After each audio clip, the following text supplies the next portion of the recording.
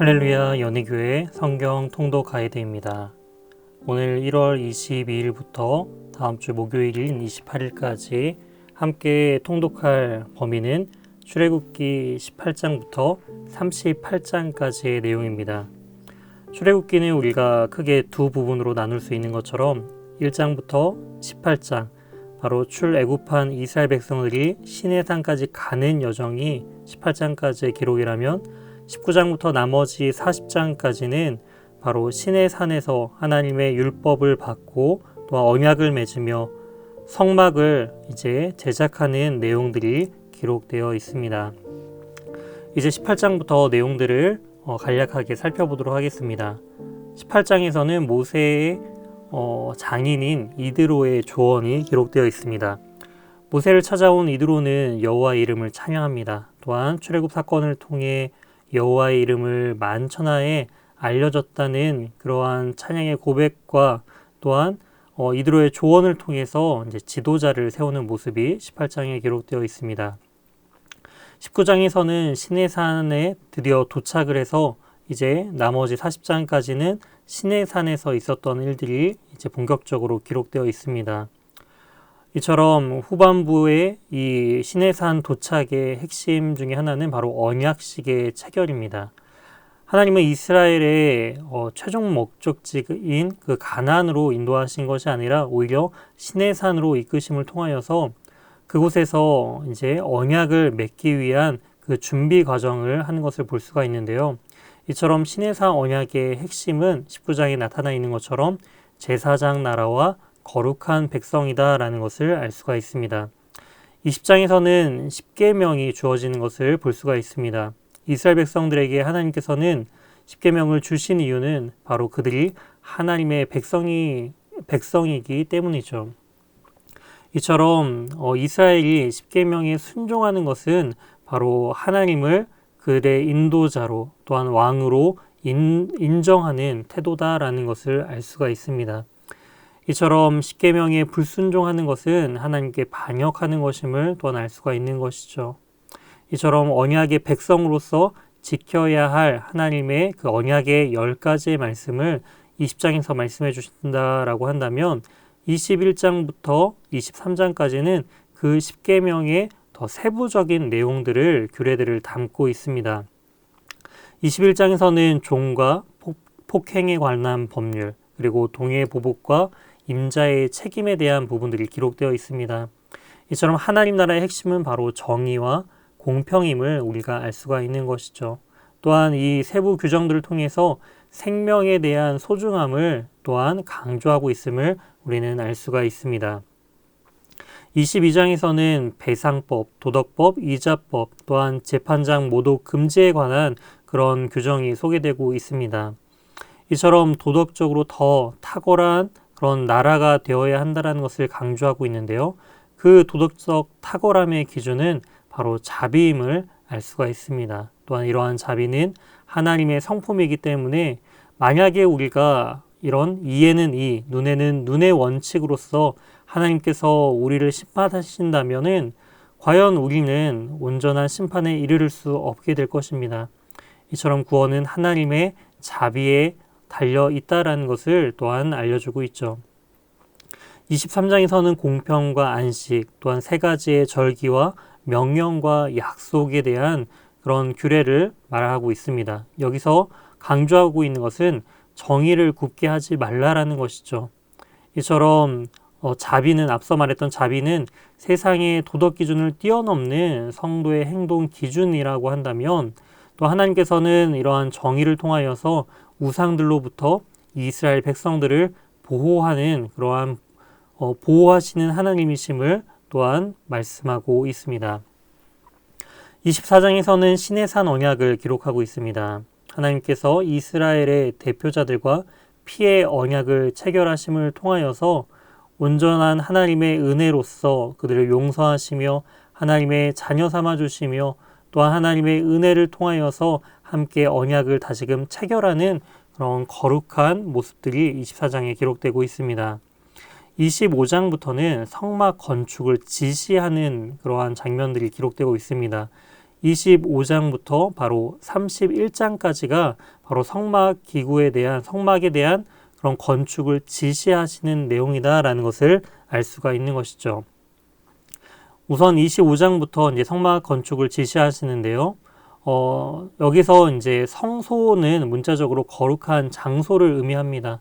또한 성막과 횡막으로서 같이 혼용해서 나중에 성막 건축 이후에 혼용해서 불리게 되는 것을 알 수가 있습니다. 중요한 것은 바로 이 성소를 이제 성막과 이 성소를 건축하는 이유인 건데요. 바로 그러한 이유와 목적은 내가 그들 중에 거할 성소를 그들이 나를 위해 짓되라고 말씀하시는 데에 있습니다. 바로 하나님이 성막을 통해 이스라엘 백성들과 항상 함께 하신다라는 것을 보여주는 상징이다라는 것이죠. 26장에서는 성막의 휘장을 만들 것을 지시하고 계십니다. 이제 성막 제작을 위한 구체적인 지시가 이제 구조물들이 하나씩 또한 소개되어 있는 것을 볼 수가 있죠. 27장에서는 성막 기구, 특별히 성막의 뜰 기구를 지시하시는 것을 볼 수가 있습니다. 하나님께서 속죄의 제물을 바치는 그 제단에 그 성막 입구에 이제 설치하라라는 것들을 이제 말씀하시는 것들을 볼 수가 있는데요. 성막을 둘러싸는 담에 대한 담장을 지을 것을 또한 27장에 말씀하고 있습니다. 이 담은 성막을 보호하는 역할이 아닙니다. 오히려 이스라엘 민족을 보호하기 위한 것이다라는 것을 우리는 알 수가 있습니다. 만약 이 담이 없었다면 하나님의 영광을 침범하는 자들은 죽임을 당할 수밖에 없게 된다라는 것이죠. 이처럼 하나님의 보호하심 또한 이 성막 뜰 기구를 통해서 알 수가 있습니다. 28장에는 갑자기 제사장의 옷에 대한 부분들을 이제 지을 것을 말씀하십니다. 특별히 이 제사장의 옷은 거룩한 옷이라고 불리는데요. 왜냐하면 그 재료가 성막 재료와 동일하기 때문이다라는 것이죠. 이처럼 거룩한 옷을 입음을 통하여서 제사장이 거룩한 장소에서 또한 거룩의 역할들을 온전히 감당할 수 있는 은혜를 덧입혀 주셨다라는 의미가 바로 이 제사장의 옷에 포함되고 있고요. 특별히 신발에 대해서는 언급이 없는 것으로 보아서 모세에게 하나님께서 내 발에 신을 벗어라 라고 말씀하신 것처럼 아마도 맨발로 섬겼을 그 가능성을 우리는 알 수가 있습니다. 29장에서는 제사장 위임에 대한 부분들을 언급하고 계십니다. 지금까지 성막 규례에 대해서 이제 말씀하셨다라고 한다면은 29장에서는 성막을 섬길 그 사람과 이제 도구에 대해서 이어서 29장 이후에 말씀하시는 것을 볼 수가 있죠.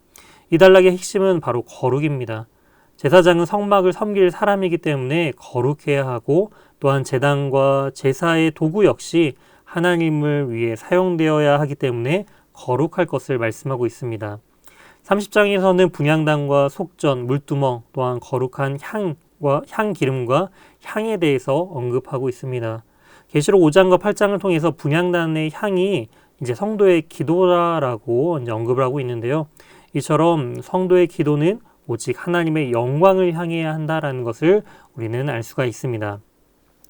31장에서는 부살렐과 오홀리압에 대해서 언급을 하십니다. 바로 제작할 물품을 지시하신 다음에 그것을 구체적으로 만들 그 장인들을 이제 선별하신다라는 것이죠. 거기에 이제 언급된 인물이 바로 부살렐과 오홀리압입니다.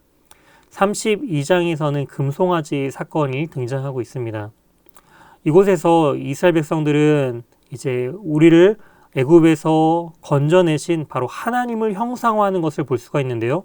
그 형상된 모습이 금송아지 모습이다라는 것에 우리는 주목해 볼 필요가 있습니다. 바로 이러한 의미는 우리가 하나님을 위해 존재하는 것이 아니라 하나님께서 우리를 위해 존재하신다라는 그런 개념으로서 인간을 위해 일하는 가축의 형상인 바로 이 송아지 모양으로 또한 형상으로 하나님을 형상화시켰던 그런 인간의 죄악됨을 우리는 볼 수가 있다는 것이죠.